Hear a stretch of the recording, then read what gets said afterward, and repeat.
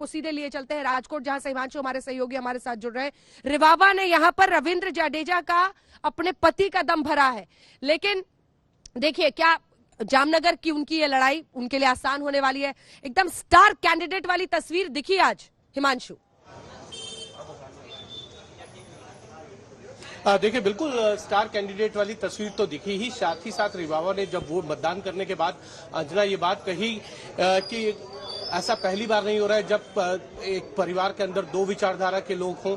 उन्होंने कहा कि हाँ, कुछ लोग उनके परिवार के हैं जो दूसरी विचारधारा या दूसरी पॉलिटिकल पार्टी को पसंद करते हैं, ठीक है, लेकिन उनके पति रविंद्र जडेजा उनके साथ हैं और उनको किसी भी तरीके की कोई चुनौती जो है वो उनको नजर नहीं आती है। और उनका ये भी कहना है कि प्रधानमंत्री नरेंद्र मोदी के चेहरे के साथ भारतीय जनता पार्टी को इस बार उम्मीद है कि भले ही पिछली बार उनका जो ट्रैक रहा हो 99 सीटों पर भारतीय जनता पार्टी सिमट गई हो, इस बार वो 2/3 से ज्यादा बहुमत के साथ जीतेंगे, यानी कि 150 पार का जो नारा है उसको फुलफिल भारतीय जनता पार्टी इस चुनाव में करेगी और एक रिकॉर्ड बनाएगी जो कि 1985 के अंदर जो है माधव सिंह सोलंकी ने 149 सीटें जीतकर बनाया था, उस रिकॉर्ड को भी तोड़ देगी और अपने जितने रिकॉर्ड है उनको तोड़कर भारतीय जनता पार्टी जो है 7वीं बार जो है गुजरात के अंदर सरकार बनाएगी। साथ ही साथ अभी मेरी विजय रूपाणी से बात हो रही थी, जो पूर्व मुख्यमंत्री हैं, उन्होंने इस बार कहा कि वो चुनाव नहीं लड़ना चाहते हैं या पार्टी ने ये डिसाइड किया कि वो चुनाव ना लड़े। उन्होंने एक पत्र जारी किया था कि इस बार उनको चुनाव नहीं लड़ने की इच्छा है, उनकी जगह किसी युवा चेहरे को दिया जाए। तो उनसे जब मैंने बात की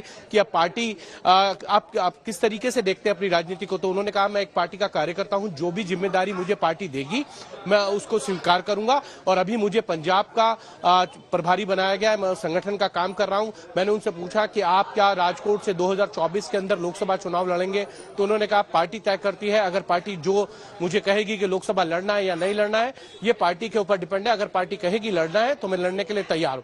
ये सारी चीजें जो है, लेकिन इतना जरूर है, मैंने पहले भी बताया था अंजना कि राजकोट एक ऐसा शहर है जहां भारतीय जनता पार्टी ने पिछली बार 8 विधानसभा में से 6 विधानसभा सीटें जीती थी। एक विधानसभा सीट पर कांग्रेस के विधायक जो है रिजाइन करके आए, उन्होंने उपचुनाव लड़ा और वो यहां से जीते थे। जसदन वो सीट थी जहां से कुंवर जी बागड़िया वो यहां से चुनाव जीते। अब भारतीय जनता पार्टी के पास 7 सीटें हैं। अब देखना यह है कि भारतीय जनता पार्टी क्या अपना पिछला परफॉर्मेंस दोहरा पाएगी, ये एक बड़ा सवाल है। जब विजय रूपाणी को यहां से मैदान से हटाकर दर्शिता शाह को वहां पर उम्मीदवार बनाया गया है, बहुत कम उनकी उम्र है।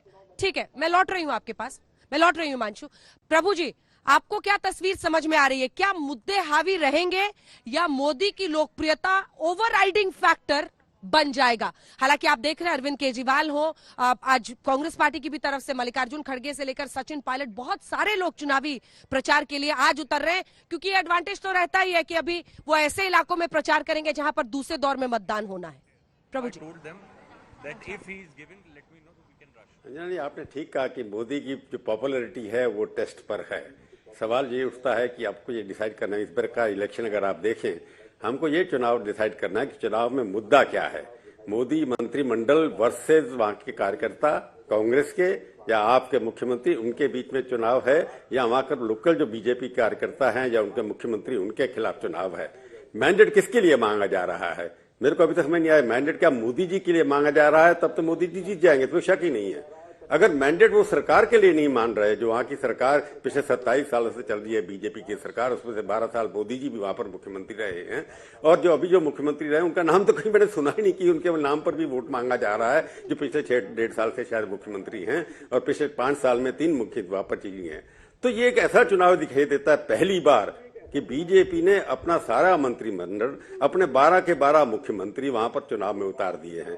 आधे से ज्यादा केंद्रीय मंत्री के लोग वहां पर बैठे हुए हैं। अमित शाह जी के लिए भी ये प्रेस्टीज का सवाल है, ये क्यों कर रहे हैं? बीजेपी कार्यकर्ताओं का कहना है कि इसलिए किया जा रहा है कि इस बार हमने रिकॉर्ड तोड़ना है।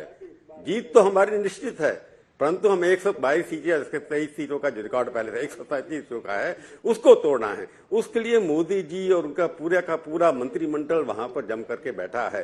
तो निश्चित रूप से जो चुनाव मुद्दों पर नहीं लड़ा जा रहा है, ये केवल पर्सनालिटीज के ऊपर लड़ा जा रहा है। उसके अंदर पर्सनालिटीज लोकल गौड़ हो चुकी हैं। भारतीय जनता पार्टी में पहली बार हो रहा है कि लोकल कार्यकर्ता, क्षेत्रीय नेता, उनका नाम बिल्कुल समाप्त किया जा रहा है, उनका नाम बिल्कुल नहीं लिया जा रहा है, क्योंकि उनको लगता है कि लोकल कार्यकर्ता के खिलाफ एंटी इनकम्बेंसी ज्यादा है। वहां के एमएलए हार सकते हैं, परंतु प्रधानमंत्री और अमित शाह जो केंद्र के मंत्रिमंडल जो आते हैं, जो वहां के वोटर नहीं हैं, उनके नाम से शायद वोट ज्यादा मिल जाएगा। तो चुनाव ये है, केंद्रीय मंत्रिमंडल मोदी जी के नेतृत्व में वहां पर चुनाव लड़ रहा है, मुख्यमंत्री वहां पर चुनाव लड़ रहे हैं। अगर मैं कहूं कि नीति आयोग के सारे मुख्यमंत्री सदस्य होते हैं, नीति आयोग की तरफ से 70% वहां पर चुनाव लड़ रहे हैं।